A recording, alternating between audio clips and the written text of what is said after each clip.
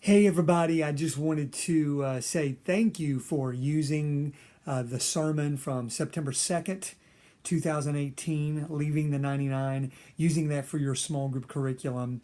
And the way I'm doing the videos right now, they're going to be brief, just to kind of recap things, but also want to roll out some questions for you that you may have in front of you from your leader, or your leader may have a copy of the small group guide. But before we go any further, the question I wanted to roll out for you to discuss in your small group is the question about the tension between who the church is for, or what the church's purpose is. The general tension that I mentioned in my message is that church is either for those who follow Jesus, and so everything that is programmed and is done and is scheduled is centered around those who already know Jesus, believe in him, and follow him, coming together, finding, worship songs they like and singing those together, growing together, being in groups together, just doing those things together, being about the church really being about a gathering of believers. The other option is that the church is really for the unbeliever, that the church gathers together for the purpose of actually welcoming the lost, reaching the lost, becoming equipped to continue to reach the lost together. So there is a real tension with that. And I would like for you to go around the circle and tell your group what your opinion is and why you feel that way. And then once you've done that, someone go ahead and read Luke 15, 1 through 7, the key passage in the message, Leaving the 99. And then we'll continue forward together. Go ahead and push pause and do that at this time, and then we'll keep on going. Now, I hope you had a good discussion about that. As you read that passage, Luke 15, 1 through 7, that passage is so pivotal. It really does powerfully communicate the purpose that Jesus had as he walked the earth. And if we are following Jesus today as individuals and as a body, a family, a group known as the church, then we too will do exactly what he did. As he said in Luke 19:10, that he came to seek and to save that which is lost.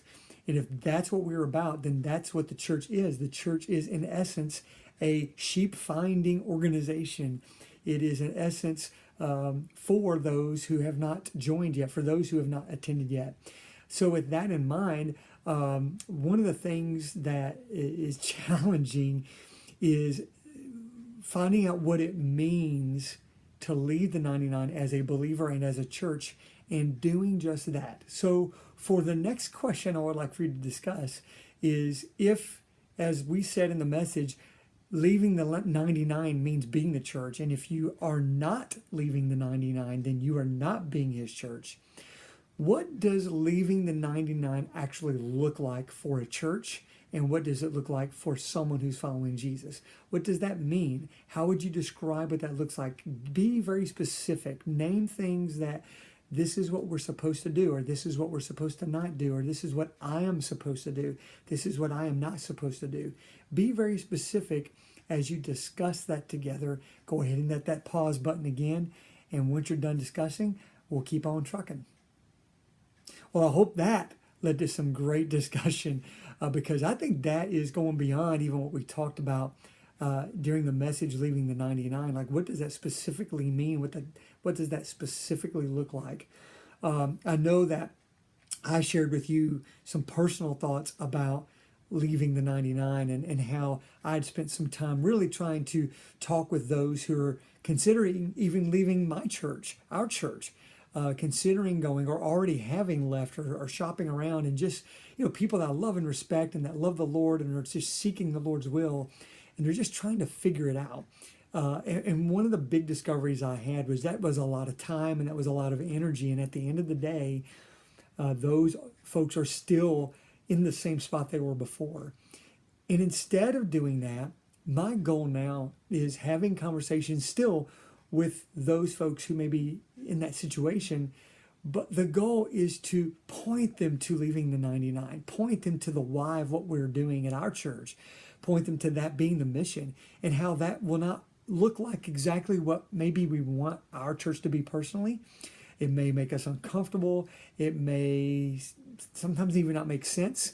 It might just be something outside of our preferences.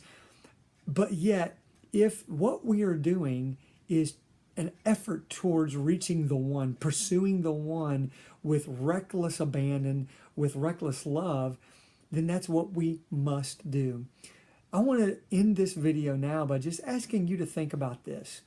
This makes a whole lot more sense when you really get specific about the one.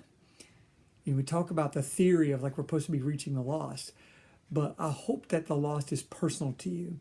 I want you to spend some time as you close your discussion together, maybe thinking about who you might know. You can even, if your group is comfortable and safe enough, and you've reached that point in your time as a group to share very openly and confidentially, maybe even name the name of someone you know that is lost, that really needs Jesus, that just is not in the fold yet, or at all, or never has been.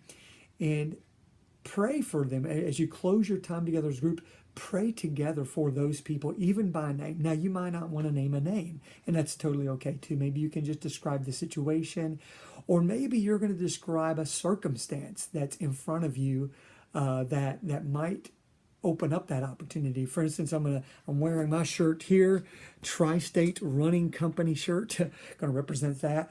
I'm wearing that shirt. I've been really getting into running lately. It's become a hobby and just something that I've enjoyed so much, and it's been good for my body and just good for me, even spiritually. But I'm running in a training group right now, getting ready to run the Monumental Marathon in Indianapolis in November. I prayed today as I was thinking about this message, and I'm recording this before having preached it. I prayed today, God, you've placed me among a group of people that so many I still don't know, so many I'm still meeting. And my hope and my prayer is that somehow you can use me to introduce them to you, to point them to you, to be a blessing to them, but more importantly, to be someone who actually reaches them and helps them to become found in you. Maybe that's what you share, is just a circumstance that you're experiencing, a group of people you're hanging out with, or whatever it might be, and share that with your group. And then as you take up prayer requests and pray to close your meeting together, pray specifically for those things together as a group. I hope and pray that this session and that the sermon has just opened your heart and like really inspired you to realize, man, my life has a purpose, and my church has a purpose that's huge. It's about helping lives literally get rescued and found and saved and redeemed. It's the difference between heaven and hell and life and death. And I get to be a part of that. God has created me, and he's died for me and redeemed me and saved me to be a part of that mission. So let's do it together. Let's leave the 99 and pursue the one. God bless you, and I hope you have a great small group session tonight. Take care.